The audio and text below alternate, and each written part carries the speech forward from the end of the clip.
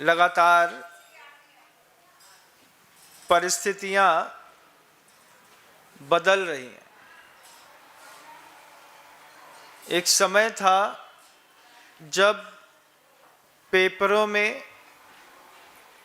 हिंसा की जो खबरें छपती थीं उसमें ऐसा पढ़ने में आता था कि दो गुटों के बीच में संघर्ष हुआ और फलाना व्यक्ति घायल हो गया। पिछले कुछ दिनों से या बरसों से, ऐसा भी कह दूं, एक आध दो वर्ष से लगातार जो संवाद कान के अंदर सुनाई पड़ते हैं उसमें दूर दूर तक ऐसा कुछ नहीं दिखाई देता कि किसी और ने कुछ कर दिया। आजकल डोमेस्टिक वायलेंस की बहुत घटनाएं सामने आती हैं। डोमेस्टिक वायलेंस, घरेलू हिंसा। घरेलू हिंसा मतलब पत्नी ने पति को टुकड़े करके ड्रम में डाल दिया, पिता ने अपनी लड़की के साथ विवाह कर लिया, पुत्र ने अपनी मां को गड्ढा खोद करके मार करके वहीं पे सेप्टिक टैंक में गाड़ करके पूरी प्लेंथ भर दी, उसके ऊपर मकान खड़ा कर दिया। परिवार वालों ने परिवार वालों को भोजन में जहर मिलाकर के सुला दिया या फिर करंट खोल दिया और परिवार वालों में किसी दूसरे सदस्य की मृत्यु हो गई। सबसे बड़ी हिंसा जब पहली बार देखी थी वो नेपाल के राजघराने की देखी थी कि घर वालों ने ही एक साथ 18 लोगों की हत्या कर दी। आजकल जो हिंसा का एक वातावरण है, आजकल जो बातें सामने आती हैं उसमें पड़ोसी से भय कम है, घर वालों से ज्यादा लग रहा है। घर वालों के अंदर ऐसा लगता है कि पता नहीं कौन सा व्यक्ति कब आक्रामक हो जाएगा। ये जितने खतरे की घंटियां घर के अंदर बज रही हैं, इतने खतरे अभी अपन को बाहर से दिखाई नहीं दे रहे। अगर आपके घर के अंदर ऐसा कोई माहौल नहीं है, अत्यधिक सौभाग्य की बात है, तीव्र सौभाग्य की बात है। लेकिन घर के अंदर देखिएगा, कुछ हिंसा के उपकरण आप लोगों ने जरूर रखे होंगे। जब कभी भी घर के अंदर संपत्तियां बढ़ती हैं तो बढ़ती हुई संपत्ति में आदमी के मन के अंदर गन खरीदने की भावना पैदा होती है। एक लाइसेंसी बंदूक चाहिए, 2 ट्रक के पट्टे की कमानी वाली तलवारें चाहिए, एक छुरा चाहिए बड़ा वाला 18 इंच का।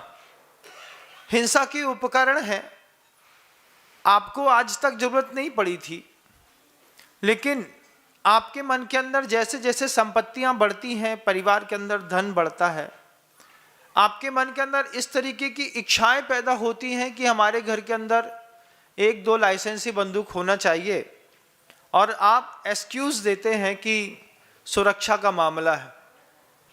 फिर उसमें साल भर में जो 60, 70, 80 गोलियां मिलती हैं वो लेना, लोगों को समय समय पर चमकाना, कभी कभार शादी विवाह में हवाई फायर करना, ये जो ठाकुर ठकारों के घर के अंदर के जो शौक होते थे, इन ठाकुर ठकारों के घर के अंदर के शौक ने चंबल की घाटी को कितना रक्तपात किया है। जब आपने बैंडेड क्वीन देखी होगी तो आपको पता चला होगा। आज भी हमारे आपके घर के अंदर के जो बच्चे होते हैं, इन बच्चों के मन के अंदर, जब ये बच्चे टीनेजर्स लाइफ में जी रहे होते हैं, 13 to 19 ईयर्स ओल्ड, ये आपके उज्जैन नगर का तो एक बालक बहुत प्रसिद्ध हो गया उसी उम्र में ही, और छोटी उम्र में उसने एक अलग तरीके से अपनी प्रतिष्ठा स्थापित की और बाद में उसका अंत बहुत बुरा हुआ।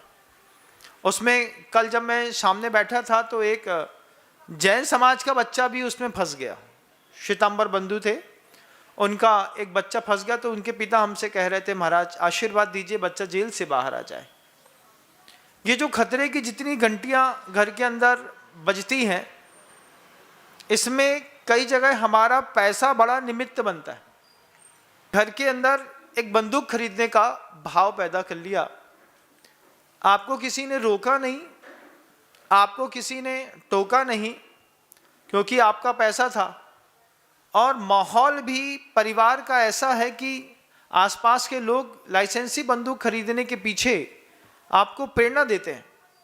हाँ, अरे भैया बहुत बढ़िया, बढ़िया वाली लेना, फलानी कंपनी की 1 नंबर आती है, G17 लेना, 17 राउंड एक साथ फायर करती है, और सिंगल फायर भी है और रेगुलर भी है। तब वो वेपन्स के बारे में और ज़्यादा जानकारी सुन करके लगता है कितने का आता है।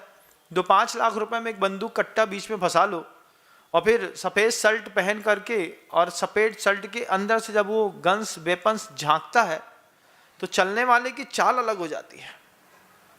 लेकिन जब वही लोडेड गन आपके घरों के अंदर रखे रहते हैं, और जब परिवार में स्थितियां बदलती हैं, तो वो लोडेड गन किसी और की नहीं, परिवार के लोगों के काम आ जाती है।